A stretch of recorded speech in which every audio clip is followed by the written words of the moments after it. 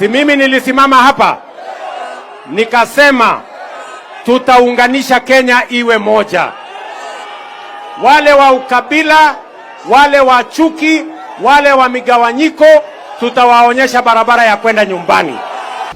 Na ni mzuri, mimi nimesema Rais wetu William Ruto, rafiki yangu, alifanya mzuri sana kuleta hii vita na mimi na watu ya mlima, kwa sababu tumemjua. Hapo beleni hatukuwa tunamjua vizuri, sasa tumemjua, sasa tumemuelewa.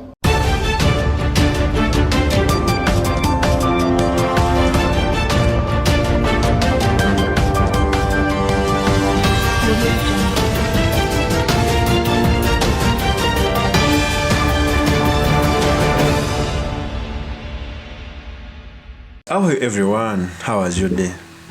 I think now William Ruto has realized that the mountain is long gone, and for the past 1 month he is trying to build a momentum in other areas.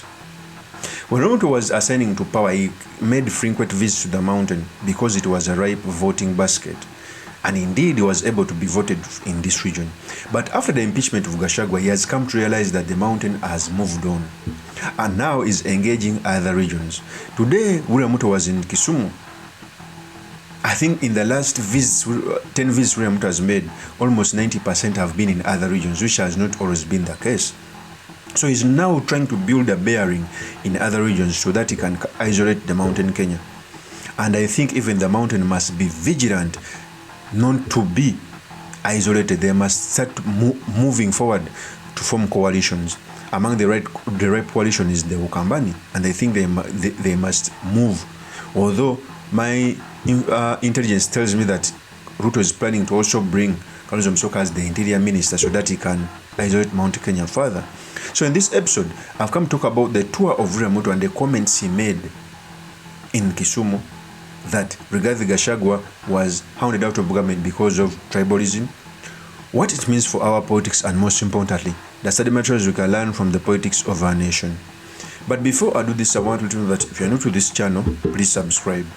If geopolitics and economics is what you want, this will be definitely the right channel for you to subscribe to. So there is no doubt that William Ruto is one of the political geniuses. At least for today, he was able to learn from one of the experts, Moi, and he was also able to learn from the politics of Raila Amolo Odinga, coupled with his intelligence. When William Ruto wanted to become president, he maintained a lot of rallies in Mountain Kenya because normally a presidential candidate is supported by his home area. So he never spent a lot of time in Rift Valley. He spent a lot of time in Mount Kenya to an extent of visiting villages, and they voted for him. After the impeachment of Gachagua, the mountain got rebellious, and he knows this, so he's trying to move in other regions so that he can get a bearing. He first met leaders from Kakamega, he met leaders from the coast, now he went to KISUMU. We all know that William Ruto gave an olive branch to Raila Amolo Odinga, but I think in the exchange, William Ruto cannot give you something for free. He's also trying to galvanize the Nyanza land to vote for him.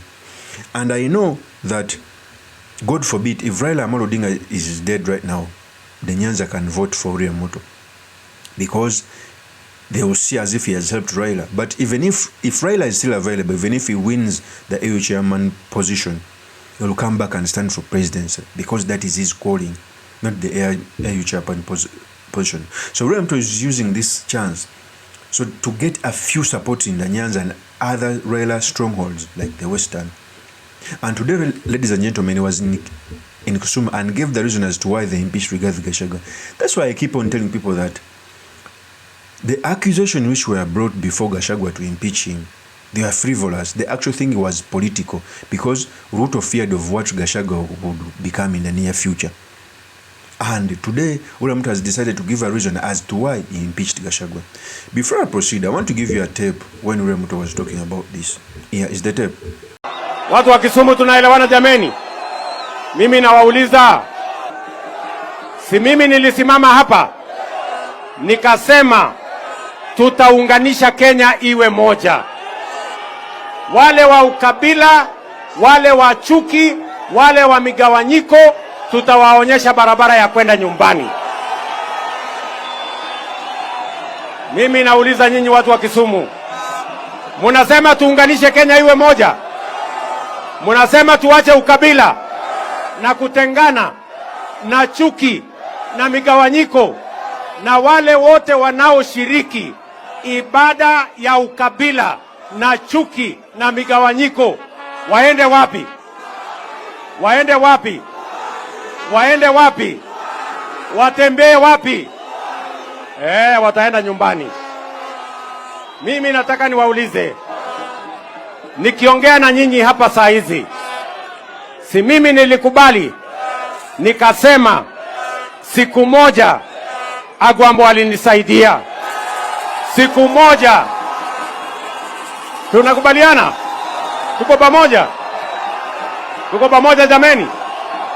Mimi nilisimama hapa Kondele nikasema siku moja nilisaidia Agwambo, na safari hii yeye amerudisha mkono, amenisaidia mimi. Mimi nawauliza, iko makosa hapo? Iko makosa? That is William Ruto. So William Ruto in Kisumu, he came out to say that he's ready to unite Kenyans, and he also went out to say that any leader who's against the broad-based government was hounded out to go home. And in that way, even if he doesn't mention the name, he meant GACHAGUA. Normally, William Ruto has been successful to brand GACHAGUA as tribal. And to my dismay, Rigathi Gachagua has not come out to fight this tribal tag because he's also encroaching it is normal in mountain Kenya. It's time for Gachagua to come out and start moving across the country so that he can shake off this tribal tag, because it's being sold everywhere as tribal. And William Ruto is successful at this. The thing behind this is, one, William Ruto is realizing that the mountain is long gone. So he's trying to isolate mountain Kenya, because trust me, even if mountain Kenya votes 100%, it cannot make a person president. But if it joins other community like the Rift Valley or the Ukambara, they can be made president. They don't need a lot of coalitions around. It's the reason as to why they've always won elections whenever they support someone. So he's trying to isolate Rigathi Gachagua because he's not sure that the courts will come out and uphold the impeachment.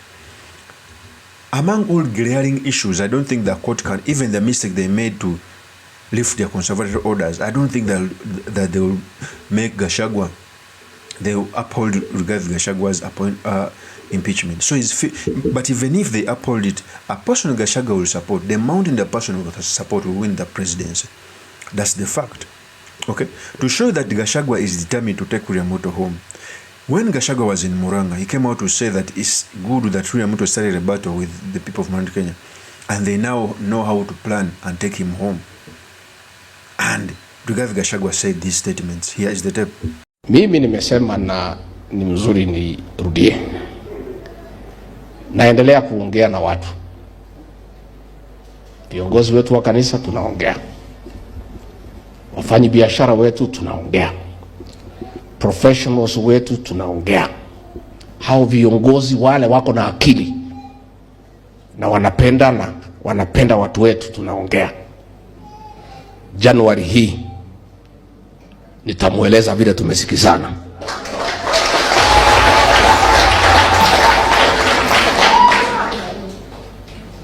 Na ni mzuri, mimi nimesema Rais wetu William Ruto, rafiki yangu, alifanya mzuri sana kuleta hii vita na mimi na watu ya mlima, kwa sababu tumemjua. Hapo beleni hatukuwa tunamjua vizuri, sasa tumemjua, sasa tumemuelewa. Sasa rais, tumekujua, tumekuelewa. Sasa tutazungumza na wewe vile uko. Sasa tukiwa tumekusoma, tumekuelewa, wewe ni mtu wa aina gani? Sasa mazungumzo yetu itakuwa ni ya maana, kwa sababu tuliongea na wewe bila kukuelewa vizuri. Ulikuwa na Biblia nini tukakuchukua vile.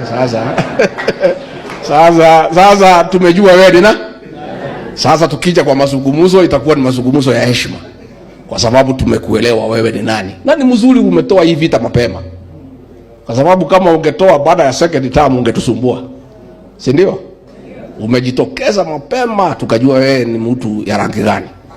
That is Gachagua. So even Gachagua knows the strength of the Mountain Kenya people.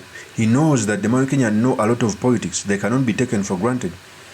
And it's the reason as to why even Ruto was scared to an extent of going to Kisumu to brand him tribal. You know? And I feel bad. When GACHAGUA supported William Ruto, it was not tribal. Ruto was not a Kikuyu. Now, since GACHAGUA is trying to say that their community must lead as other leaders, because what the hypocrisy in this thing is, other leaders from Mukambani like Kalonzo Musyoka call for Kamba unity. Wetangula and Brava, they call for Luhya unity. Nyanza, they call for unity. They are not branded tribal. When a person from the mountain like GACHAGUA comes out to say that they are ready, they are going to form a political direction, they brand them the same. That is the hypocrisy. You cannot call someone tribal when he supported you and you didn't come from his tribe. He left Uhuru Kenyatta, who was from the community he comes from, and decided to support you. Now you are calling him tribal? Give me a break. So you clearly see that Ruto is scared. And trust me, Kenya is not happy with the Ruto's administration on the ground. And it is even worse that he formed an opposition from one of the biggest voting basket. What do you expect? So I expect William Ruto to be defeated in 2027. Of course, that's my opinion. Drop me a comment by commenting about this. Thank you very much for listening in. If this is the first time on this YouTube channel, I implore you to subscribe, like, and comment so that I can be motivated to do more such videos. I'll see you on another one. Peace.